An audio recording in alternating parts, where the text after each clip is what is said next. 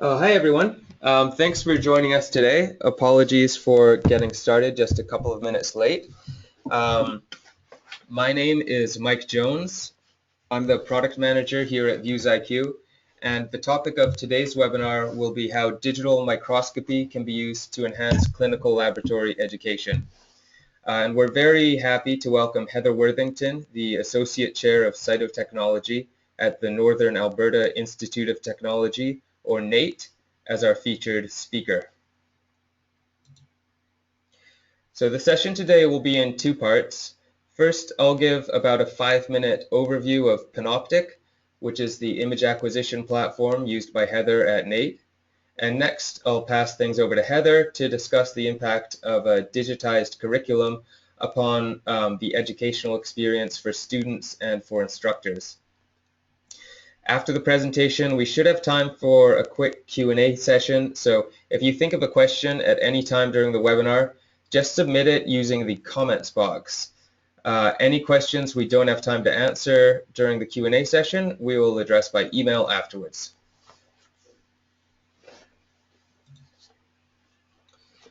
So what is Panoptic?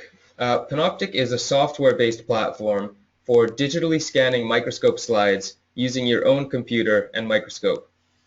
Panoptic can be used to create panoramic digital scans and videos from glass slides at any magnification, and the scans can be of entire slides or of select regions of interest, since as the user you're always in control of the image acquisition process. Panoptic is software-based rather than hardware-based.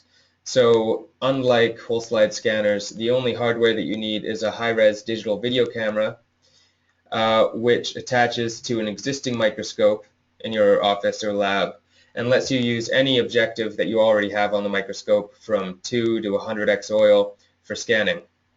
And when you use Panoptic, you control the scanning process using the stage controls that you would normally use.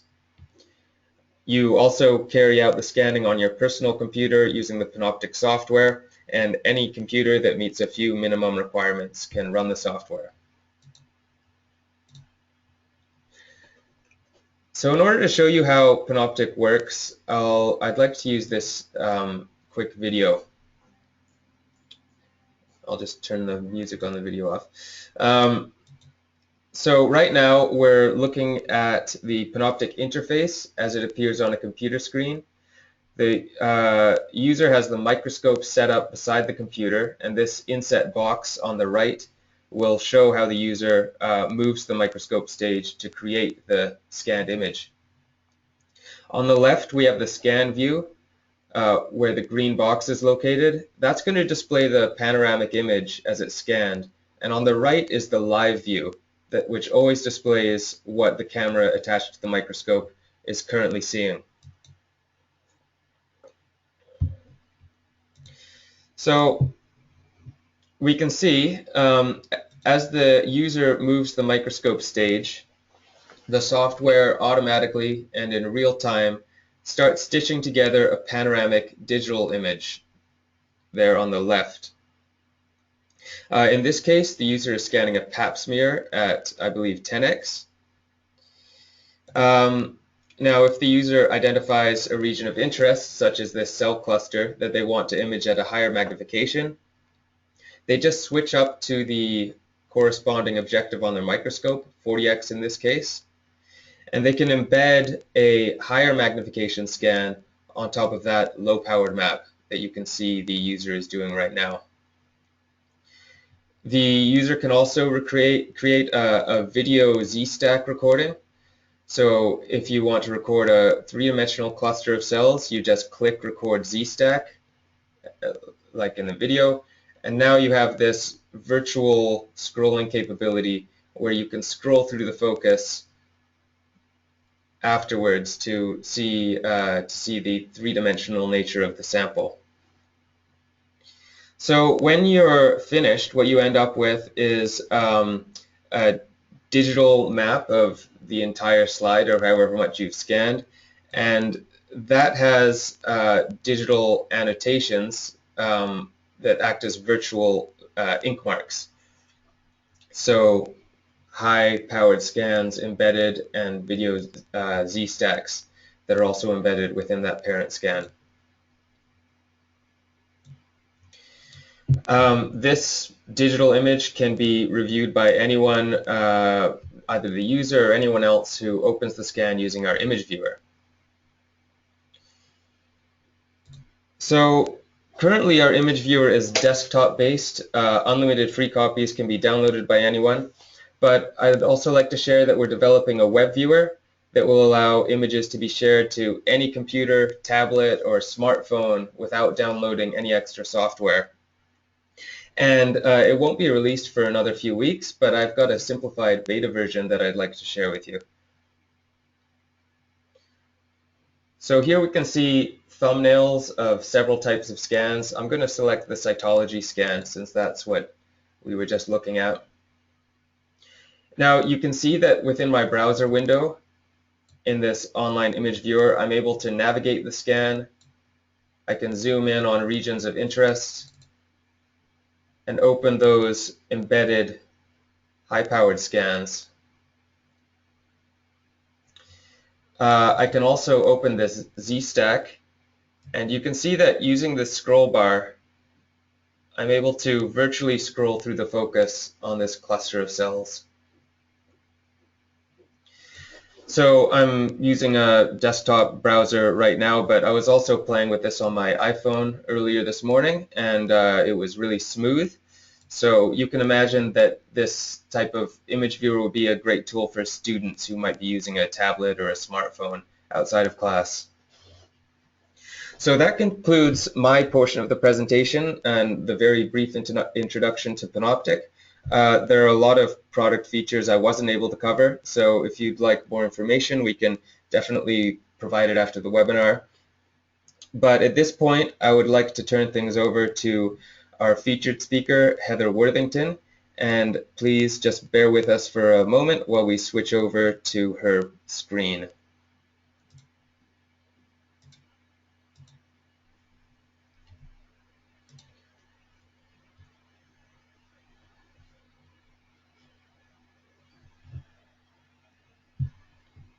Okay, looks like we've got Heather's screen up for the audience. So Heather, whenever you're ready, take it away. Excellent. Good morning, everyone. I hope you can hear me okay. Mike, I'll test with you. Is that all right? It is both Sorry, an Heather, honor. I just muted myself. Yes, we can hear you fine. Sorry, go ahead. Okay, perfect. Thank you very much. Good morning. It is both an honor and a privilege to be able to provide this webinar today. I would like to first start by thanking ViewsIQ for inviting me to share my experiences with Panoptic. It's always fantastic to see so much interest in digital microscopy, and I hope that this webinar is informative and answers any question you may have. It is a personal goal of mine to be actively involved in the learning community and collaborate with other educators so we can learn from one another and ultimately enhance education in medical laboratory science. I'm anticipating that my presentation will take approximately 30 minutes, leaving time at the end to address any questions you may have. If for some reason your questions are not answered today or you think of something later, please do not hesitate to contact ViewsIQ, and they can certainly put you in contact with me.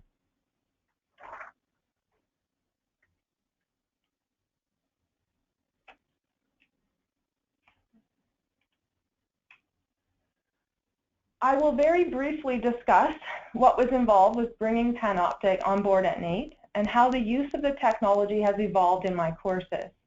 I will also share some of the lessons I've learned along with student testimonials. It has truly been the student feedback that has inspired me to continue to enhance and improve these digital learning objects over the past 4 years. I'd first like to start by just sharing a little bit about myself. I have been instructing at NAIT for the past 15 years, and my primary focuses are the areas of histology, cytology, and hematology. I do teach a very small, very basic introductory hematology course to my cytology students, And on the slide that you can see at the moment, all of these images are actually snips of scans that I was able to create using our version of Panoptic.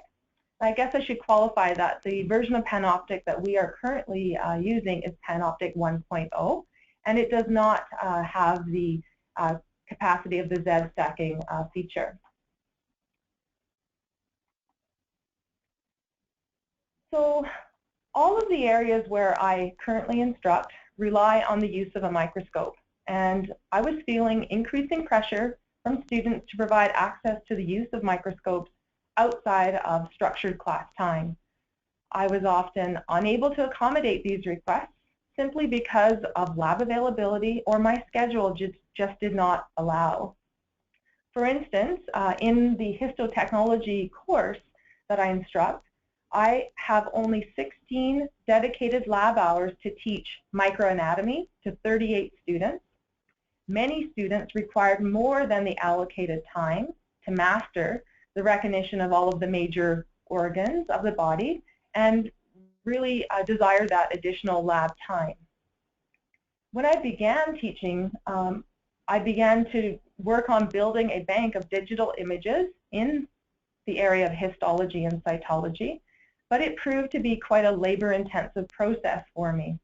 I found myself having to locate the area that I wanted to capture digitally. I had to ensure that it was clear and in focus. I had to adjust camera settings as I moved to different magnifications, and then had to figure out how to manage all these files.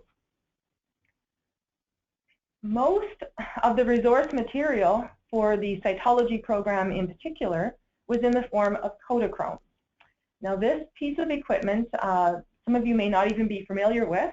The projector itself is rather outdated, but that was the way in which we delivered most of the curriculum when I first began my career here. I personally found it to be very time-consuming to assemble the slides for presentations, and it often caused me major headaches when the slides would jam in the carousel, and the image quality was also inferior to what is available today. The image that you see here on the slide was actually taken from a snip as well from one of the scans from some liquid-based cytology material. I have been able to successfully scan both liquid-based as well as conventional preparations and been able to introduce that into my curriculum. In my personal opinion, I feel that the nuclear detail and the color of the cytoplasm is very similar, if not equivalent, to what you would see using a microscope. I had explored digital microscopy options in the past, but I was unable to find a product that suited our needs and fell within the price point that an educational institute could afford. Fortunately, I was able to secure funding in 2012 to allow our program to purchase Panoptic 1.0. Following the initial presentation of the product, faculty left feeling that the technology would certainly be very valuable to teaching any discipline in a program that requires the use of a microscope. At NAIT, we currently have the Panoptic system being utilized by the Medical Laboratory Technology Program, Cytotechnology Program, Combined Lab and X-ray Program, as well as Animal Health Technology. Staff immediately saw the value that the system could provide to student learning, as well as the ability to create some fabulous instructional materials. It was apparent that scanning whole slides or even regions of interest would allow students the opportunity to practice viewing the scans outside of class time.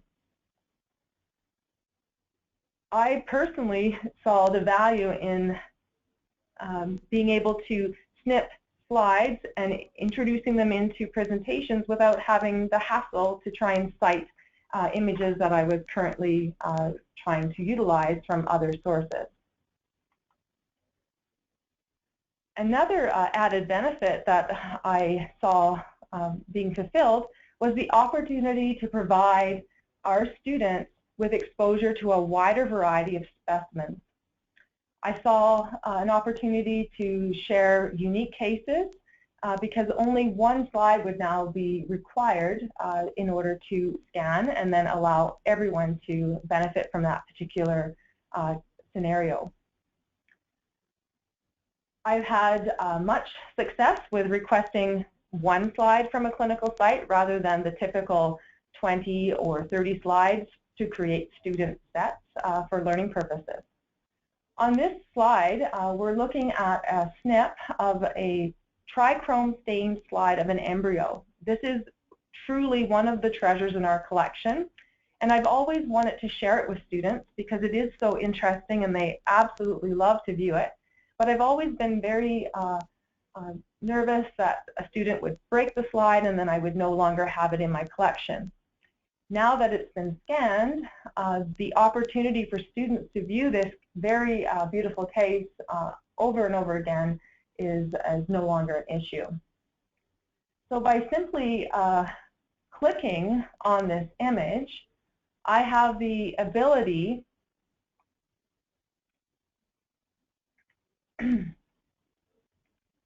to navigate the screen, as Mike kind of had alluded to, and the student could scan around and really assess all of the details within this really fantastic slide.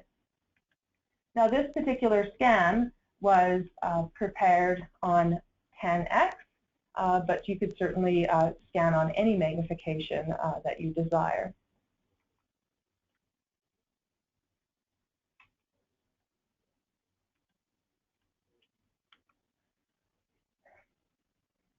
I saw the opportunity as well to create some very brilliant online activities that could allow for standardization across various clinical sites.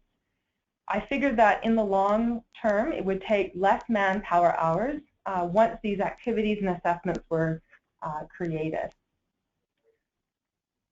I was optimistic when I learned about the technology that I would certainly be able to feel less pressure in terms of requests from students regarding access to microscope labs. And I felt that maybe these multi-headed microscope sessions would also decrease as well, all of which certainly took a significant amount of my time in the past. I also see this system as providing an excellent teaching tool, or it's an excellent teaching tool at the microscope.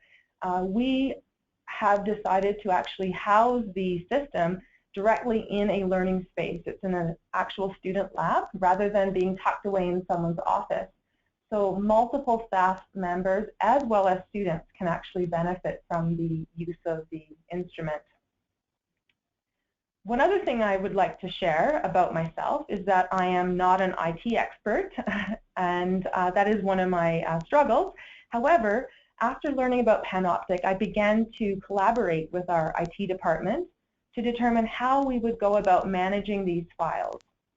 We needed to determine exactly what specifications were required in order to host the files on our server and how we would allow access to instructors and students both on and off campus. Access off campus was very important because I had envisioned students riding the bus or the train and viewing scans on their mobile devices. I saw this as an excellent opportunity to support our students while they were completing clinical training, and I felt it could also be a valuable continuing education tool. The solution was using a web-based image server, and that was absolutely critical for us if we were going to use the product as I had envisioned.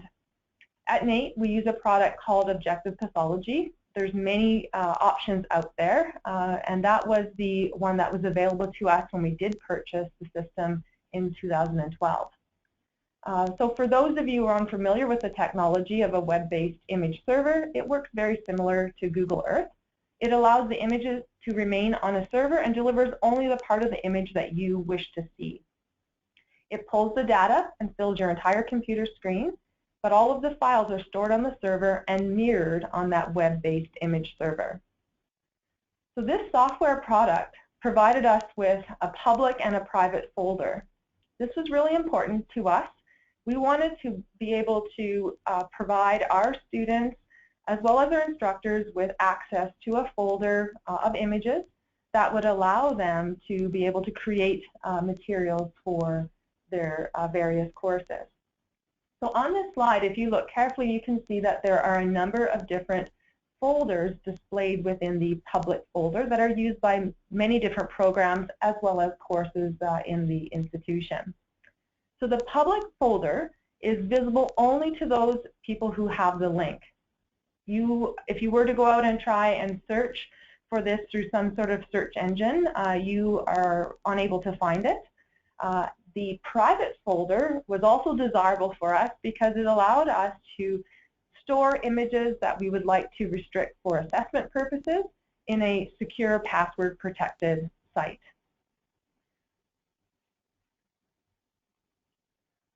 This slide is a screenshot of one of the screens inside the Histology folder.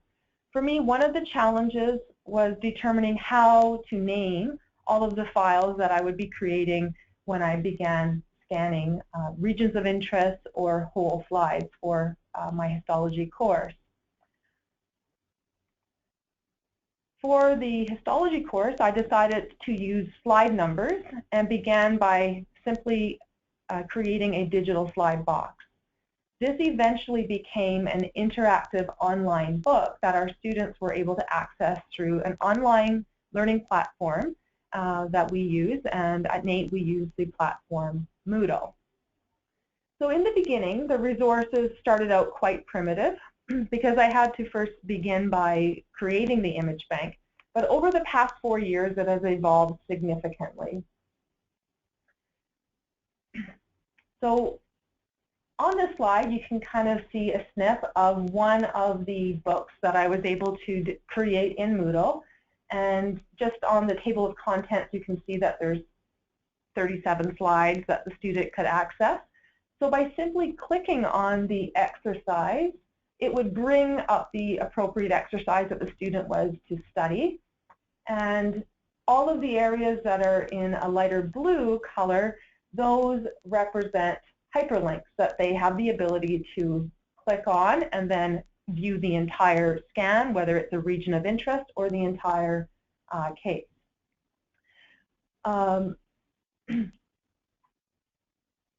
Recently, we're looking at a slide or a view of one of the pages within the Moodle book. I was able to work with the photography department here at NAIT, and I was able to add the macroscopic images of the slides. And I felt that this created a more authentic assessment or activity for our students. Our goal at NAIT is to actually provide the student with opportunities to demonstrate their abilities in a real-world context. And I really felt that that addition of that macroscopic picture really provided that opportunity for the student. With that being said, I don't see this technology completely replacing the microscope yet, but it certainly complements the traditional microscope perfectly, and students just absolutely love it. So the resources that I've been able to create, they align perfectly with our academic model, and it began to change how I delivered all of my classes. Instead of me standing in front of the room giving a traditional lecture, students would actually come to class and lab after having previewed the slides, prepared with questions. I am able to now project the slides during any class as well as at the beginning of a lab session.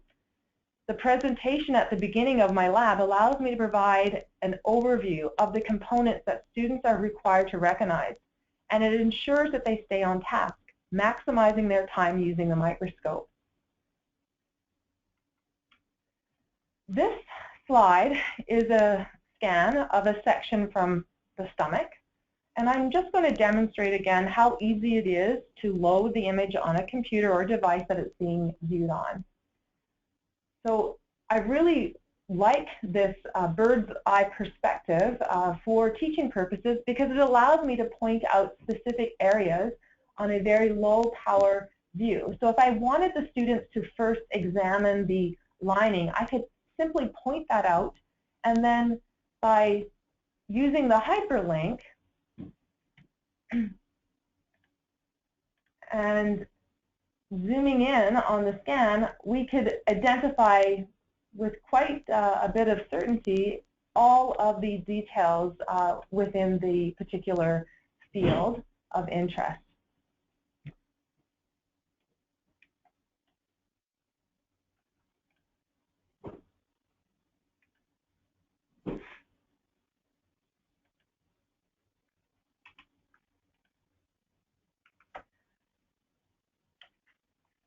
I've been able to build a fantastic collection of files for teaching many different areas, specifically microanatomy, special stains, microtomy artifacts, as well as a numerous collection of problem-solving activities. I was very concerned at first about the color quality of these special stains. I was unable in previous situations to capture that true color with just still digital images, but that was not compromised in any way with the Panoptic system. So now I have the luxury of providing many supplementary activities and learning activities for the student. So on this slide, what you are able to see is the slide on the lower part of the image. It is actually a Gordon and Sweet technique, which shows the beautifully demonstrated black reticulum fibers. And on the upper right-hand side of the slide, you can see some nice magenta positivity, which shows the presence of glycogen within a section from the liver. So the idea to actually add the macroscopic images to digital scans came about when I was creating a formative assessment around the recognition of section preparation artifacts. When I scanned the section that was placed too close to the edge of the slide, I felt that it would be more beneficial to the student if they could see that macroscopic image as well. Now, if the student was to go and click on the actual macroscopic image, it will open up a new window so they can view the scan and comment appropriately. These next two slides are also examples of where the macroscopic image complemented the digital scan. So I think in this particular situation, the ability to compare and contrast between a thin tissue on the same slide in comparison to a thick section was extremely valuable.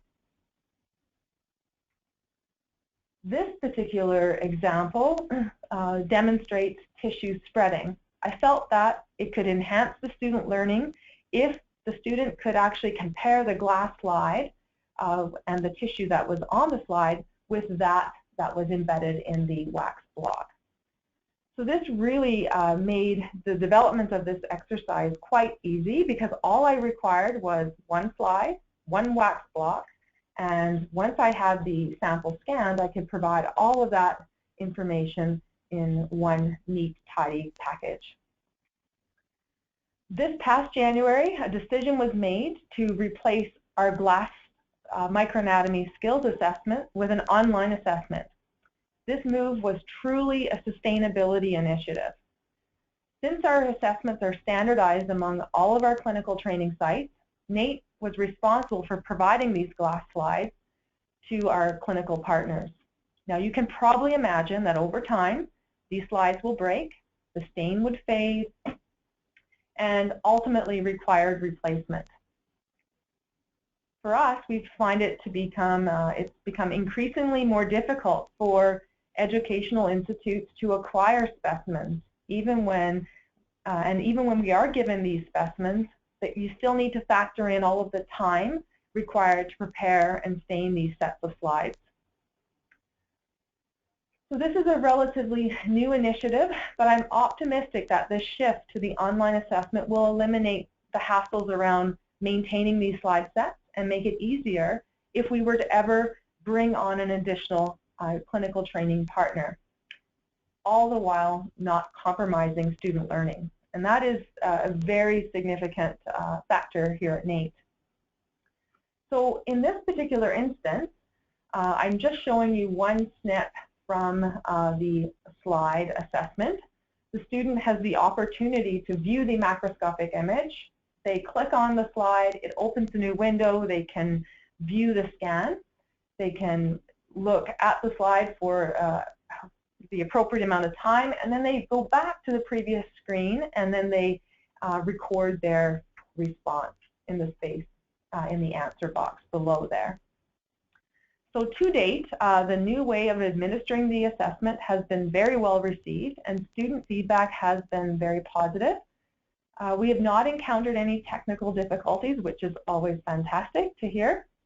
And clinical educators and employers are supportive of the initiative, and they see the tool possibly filling a continuing education need as well.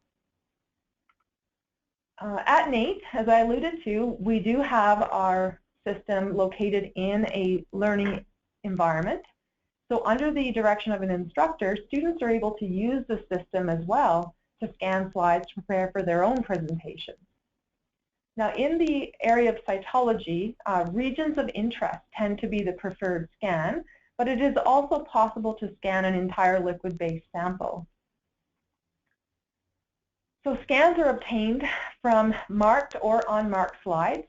In my opinion, the benefit of the scan compared to just one frame of a still image is that the student has the ability to look at multiple fields before they provide any kind of interpretation. Again, this is not intended to replace the microscope, but provides additional exposure and learning opportunities outside of the classroom. So I'm going to just take a moment. This particular scan is of a cytospin, so it's a relatively small area on a slide preparation. And this particular case is a bronchoalveolar lavage. Now, for those of you who are unfamiliar, in a bronchoalveolar lavage, the primary cell type that we see are alveolar macrophages, which are all of these single cells in the background. Now, quite often, bronchoalveolar lavages are performed because the patient is being investigated for the presence of an infectious agent. Now, this particular scan was created on 20X, and as you can see, as I zoom in here, you can see with absolute certainty this very classic teardrop-shaped bud that is classic of Cryptococcus neoformans. So if I was to scan an unmarked slide, I have the opportunity to actually give the student the ability to actually scan this on their own mobile device or computer, and they can actually locate and identify these agents. So it really fulfills that need for them to have additional practice.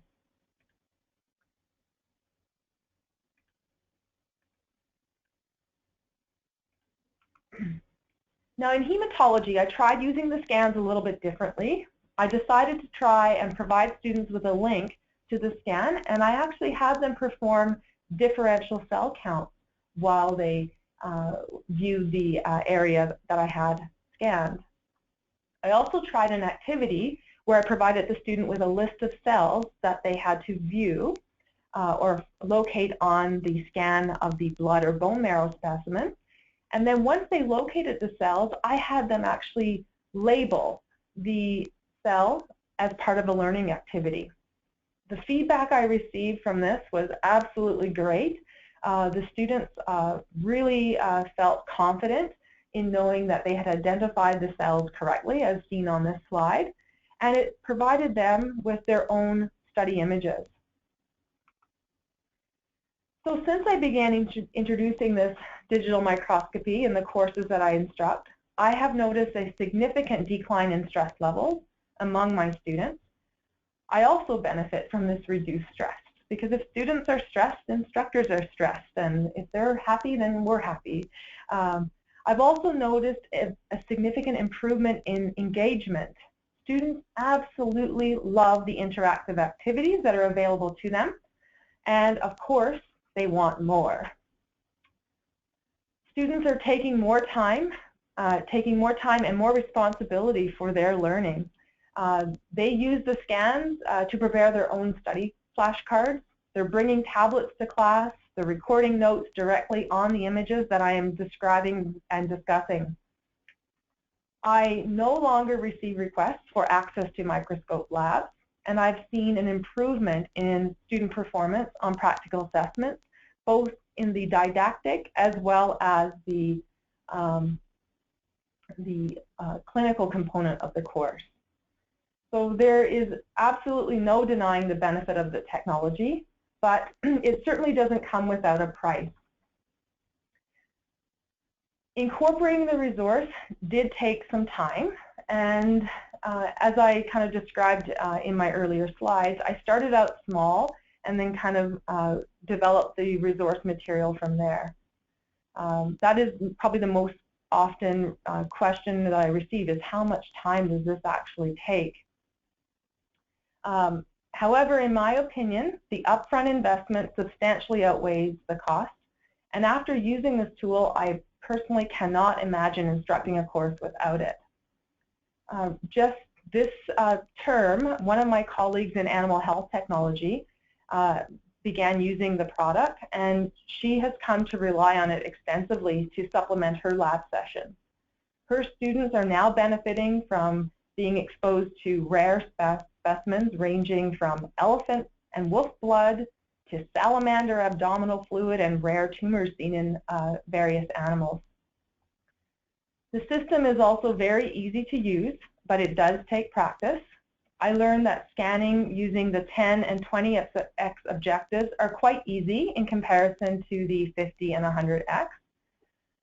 With the higher magnification, I have found that it's best to scan slowly to ensure all cells in the field are clearly in focus. I learned that when I scan too quickly, I often omitted an area as seen on the image here on the left. So this little tiny white space was overlooked if I was scanning too quickly and didn't notice it until I was complete. Another observation that I was able to make is sometimes if I was screening too fast or scanning too quickly, an arrow would appear on the screen. That would indicate that there was an area out of focus, or I was actually working in a sample that had low cellular content. This was a significant issue for just a few samples that we work with, specifically cerebrospinal fluid for cytology purposes, because it normally is acellular. And from what I've learned, the Z feature of Panoptic would certainly alleviate that issue for those acellular samples. My preparation for presentations became a lot easier. Before Panoptic, I would reserve a microscope that had a mounted camera and attach it to a data projector. And I would bring that into the lab, try and connect it, hope that it would work. And oftentimes the connection was poor because I was moving this microscope around, the light would flicker, the image quality was compromised, and it created a lot of frustration for students.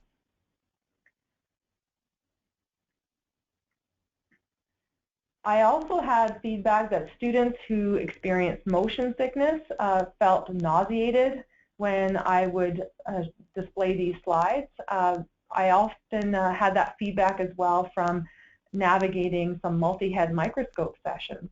But with the ability to share scanned slides, there was less movement of the slide, and those students no longer complained because they had that low power bird's eye view of the scan, making it easier for them to navigate. Panoptic 1.0 that we have at NAIT was a bit of a challenge for the visualization of three-dimensional groups. This seemed to be more prevalent in conventional cytology preparation. These two images that you see on the screen are actually from a fluid preparation, and again, even though the groups are three-dimensional, the detail is still superior to what I could have captured on a regular camera microscope. Another lesson I learned along the way is that I did have to take the time periodically to recalibrate the camera.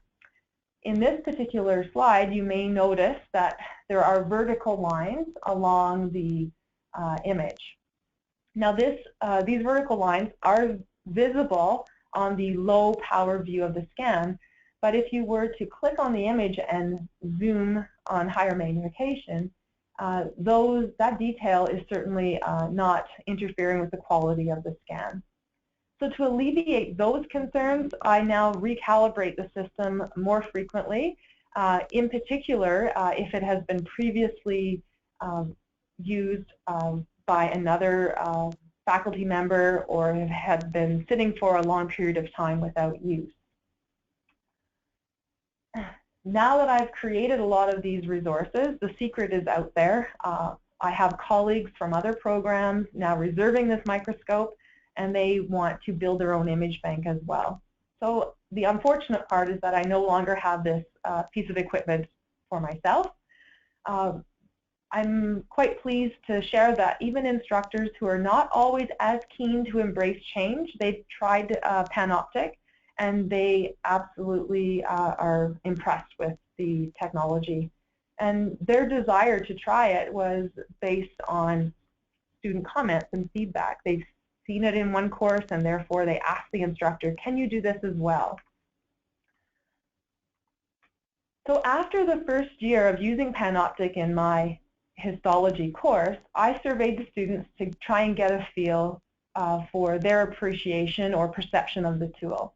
And 29 out of 30 of the respondents indicated that they felt, in their opinion, that the quality of the scans were equivalent to what they were seeing using the microscope.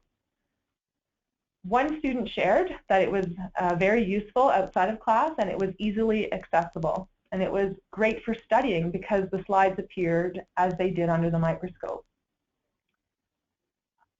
One student felt that access to the resources created using Panoptic contributed to their overall success in the course as well. Students really love the ability to zoom in on the image and visualize the scan on a larger screen.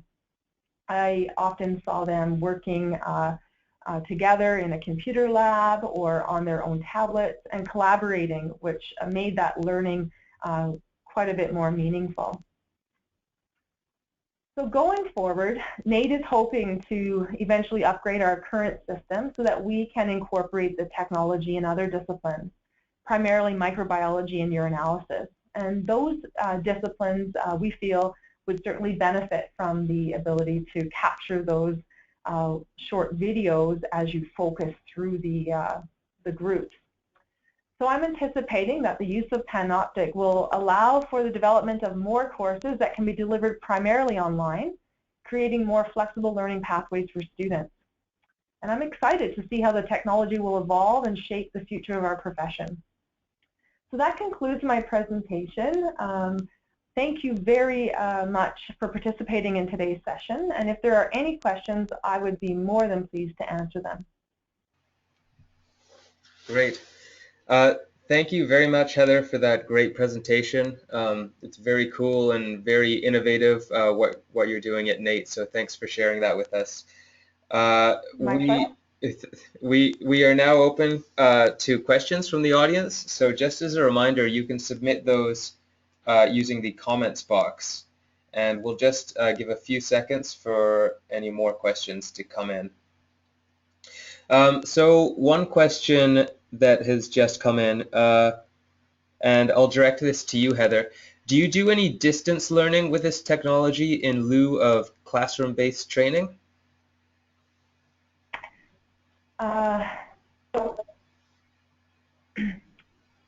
Distance-based, our courses are primarily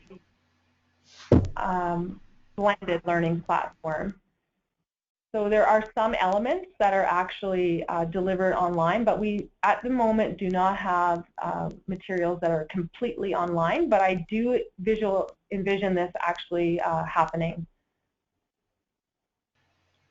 Great.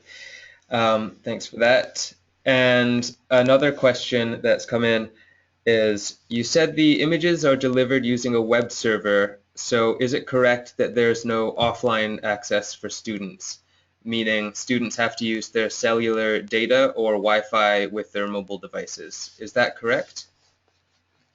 They would use Wi-Fi to access all of the images. Great. And I can speak to that as well because, as you mentioned, Heather, in your presentation, there are quite a few image viewers out there, and they all work slightly differently. With our own image viewer, the Panoptic image viewer, students could either access images with the new web viewer using Wi-Fi on their mobile devices, or if they're using their personal desktop or laptop computers, they could download the Panoptic image viewer, and in that case they would be able to download Panoptic images to view offline without using a Wi-Fi network. So I hope that clarifies it a little bit. It's a little bit complicated with the image viewers. But another question that has come in for you, Heather, is how do you ensure that students prepare ahead of time with the flipped lab/lecture model?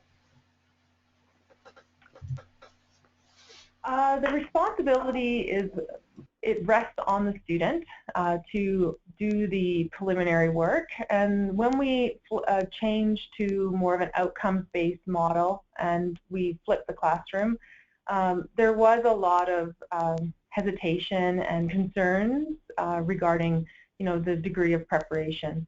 So in my experience, most students will prepare and do what's required. I feel it's almost an expectation that is created, a culture that's created when you begin teaching your course. And I personally have had no difficulties with students completing their work ahead of time before attending a class session.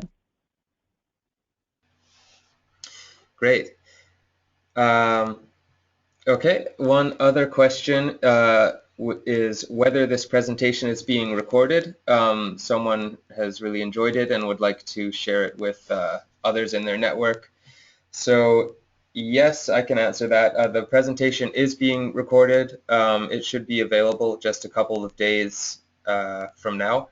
And as soon as it's available, you'll get an email with the link to the archived webinar that you can view or forward to anyone else who's interested. Are there any other questions from the audience before we wrap up?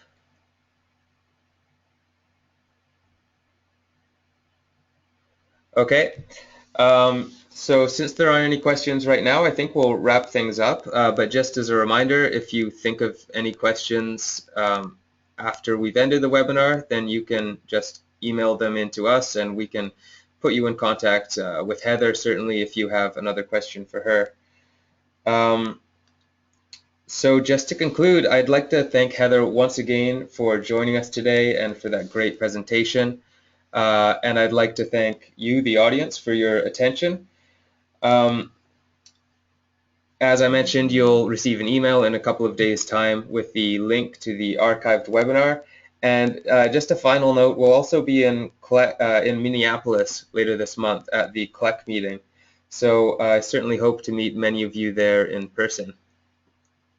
Okay, I think that's it for today. So thanks once again, and have a great day.